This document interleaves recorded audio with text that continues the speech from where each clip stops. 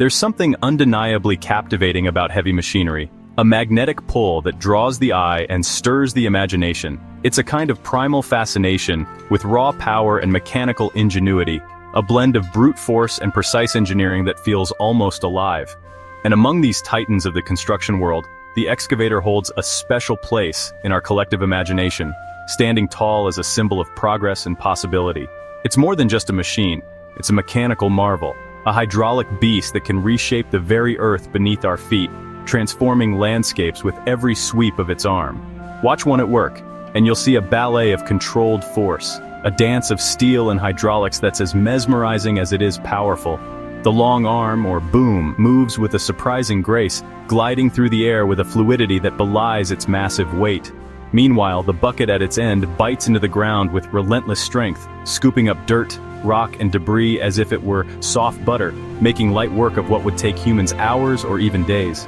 It's a tool that amplifies human effort 1,000 times over, turning monumental tasks into manageable jobs and making the impossible suddenly possible. This fascination isn't just for kids with their sandbox toys, though that's often where it starts. The sight of a real-life digger in action can spark a lifelong curiosity about how things are built and how the world works.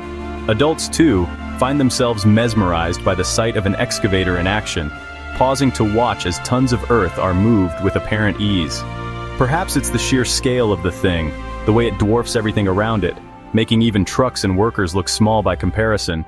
Or maybe it's the incredible skill of the operator, who sits in the cab like a pilot, manipulating a series of joysticks and pedals to conduct this symphony of moving parts, orchestrating every movement with practiced precision.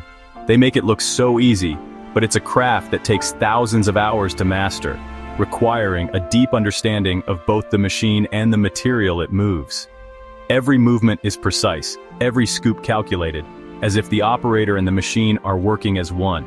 It's this combination of brute strength and delicate control that makes excavators so interesting to watch and so vital to our modern world, where both power and finesse are needed to get the job done right.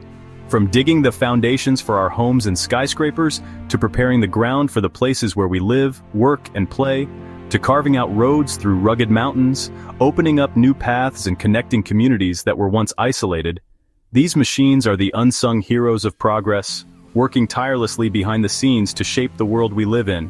They lay the groundwork for our infrastructure, making it possible to build everything from highways to hospitals. They dig trenches for essential utilities like water and power, ensuring that the lifelines of modern life reach every corner of our cities and towns.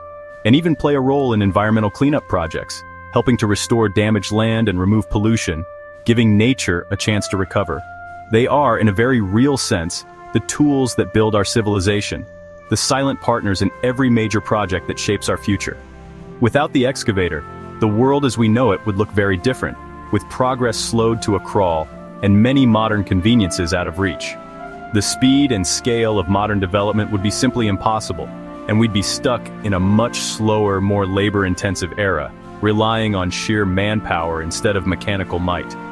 So, the next time you see one working by the side of the road, take a moment to appreciate the power and purpose behind that swinging arm, and the countless hours of planning and skill that go into every move. But with great power comes great potential for things to go spectacularly wrong. Even the most advanced machines have their limits, and nature has a way of reminding us who's really in charge. These machines are designed for solid ground, for predictable environments where they have the traction and stability to do their job safely, and where every variable is carefully considered. Take an excavator out of its element, push it into a situation it wasn't built for, and you have a recipe for disaster. Mud, water, and unstable ground can quickly turn a powerful machine into a stranded giant. The very power that makes it so effective can quickly turn against it, leading to a situation where the mighty machine becomes a helpless, mired victim of the landscape it was meant to conquer, and the challenge becomes not just about moving earth, but about rescuing the machine itself. And when that happens, you need a special kind of help, because getting a 20-ton machine unstuck is no small feat. It's a reminder that even the most powerful tools have their vulnerabilities, and that respect for both machine and environment is always essential. Every job has its risks, and in the world of construction, those risks can escalate quickly if you're not careful. Digging a pond might sound like a simple task, but it's a job that comes with its own unique set of challenges and dangers. On the surface, it seems straightforward enough. Just scoop out the dirt until you have a hole, and eventually, that hole fills with water, creating a new pond. But beneath your feet, the ground can be treacherous and unpredictable, hiding dangers that even seasoned operators sometimes overlook. A lesson one operator learned the hard way. The job at hand was to expand an existing pond, making it both larger and deeper to accommodate more water and perhaps improve the landscape. The machine chosen for the task was a rental excavator, a powerful piece of equipment that, in the hands of an experienced operator, can move mountains. At least, that's the idea. However, on this particular day, the operator may have underestimated just how soft and unstable the ground at the pond's edge could be, pushing the machine further and further into the waterlogged earth. It's a classic case of getting in over your head, both literally and figuratively. The operator's confidence quickly turned to concern as the situation began to spiral out of control. The ground beneath the excavator's massive steel tracks grew softer with each passing moment, unable to support the weight of the heavy machinery. What started as firm, workable mud quickly transformed into a soupy, unforgiving mire, the kind that can swallow even the largest machines. The machine began to sink, inch by inch, as the mud gave way beneath it. At first, it was just a few inches, barely noticeable, and something the operator probably thought they could power through with a little extra throttle. But the more they tried to move, the deeper the tracks dug in, spinning uselessly, and only making the situation worse. The pond's water, disturbed by the commotion, began to flow into the deepening ruts, turning the mud into a thick, sticky quicksand that clung to every surface. Soon, the entire undercarriage of the excavator was submerged, the steel tracks disappearing completely into the murky brown sludge, making escape impossible. The machine was well and truly stuck, unable to move forward or backward no matter how much power was applied. The situation quickly went from bad to worse, as the muddy conditions around the excavator continued to deteriorate.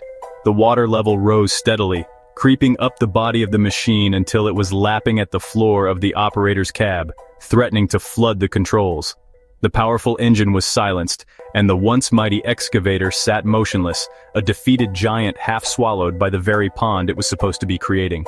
The operator, realizing the gravity of the situation and the futility of further attempts, had no choice but to abandon ship and climb out to safety. This was no longer a simple digging job.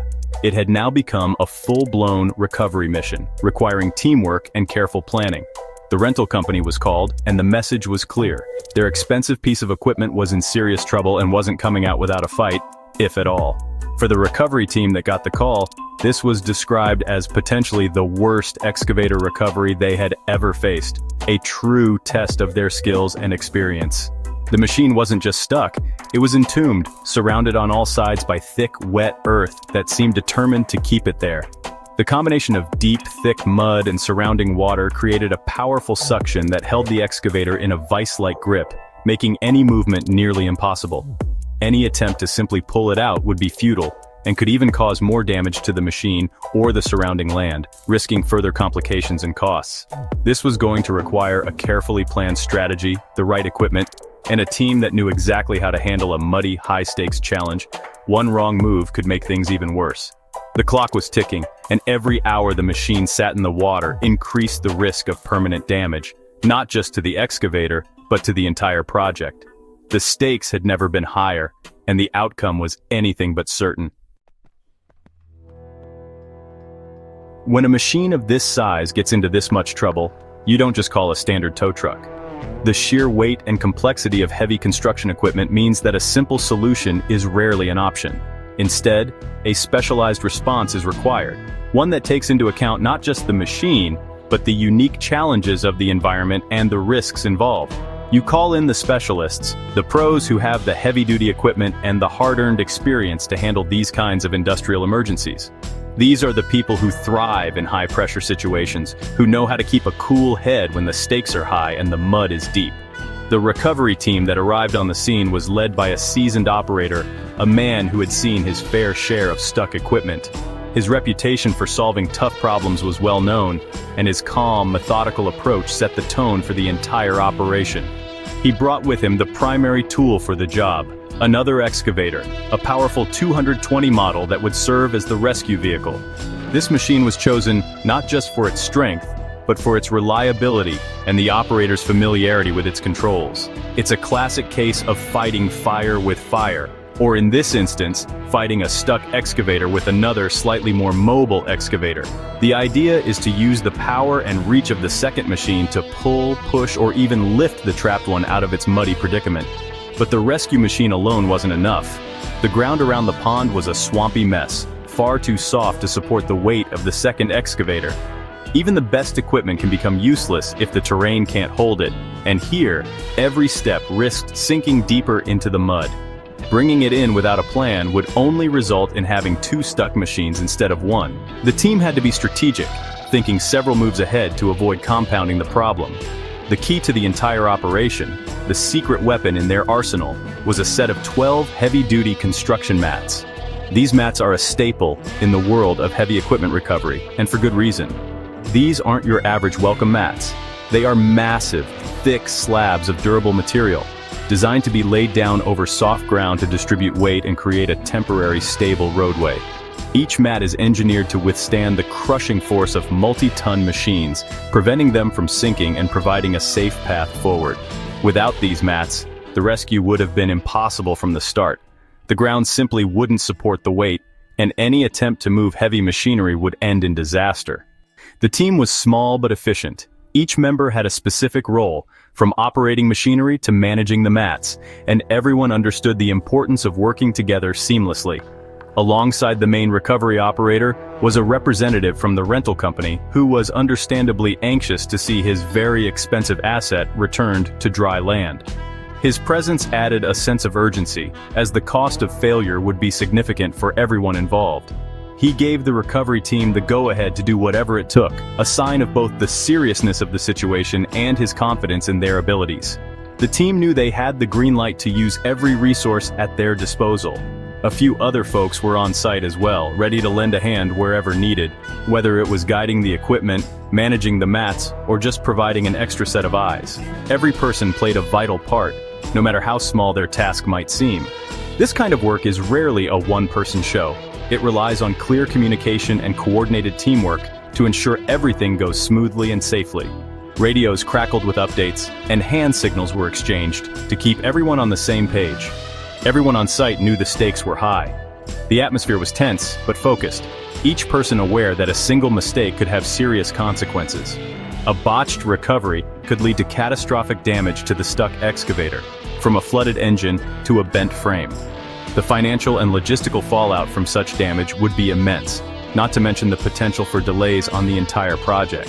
It could also endanger the rescue equipment and the people involved. Safety was the top priority, and every precaution was taken to minimize risk. Every move had to be deliberate and calculated. The team double-checked every connection, every mat placement, and every step before proceeding. The team took a few moments to assess the situation from all angles, formulating a plan of attack. They considered the position of the stuck excavator, the condition of the ground, and the best way to use their equipment to maximum effect. They identified the best approach route, determined the initial steps for freeing the machine, and discussed how they would work together. Every detail was reviewed, from the angle of the pull to the sequence of mat placement. This initial planning phase, though it might seem slow, is the most crucial part of any successful and safe recovery operation of this magnitude. With everyone on the same page and a solid plan in place, the team was finally ready to begin the challenging task ahead.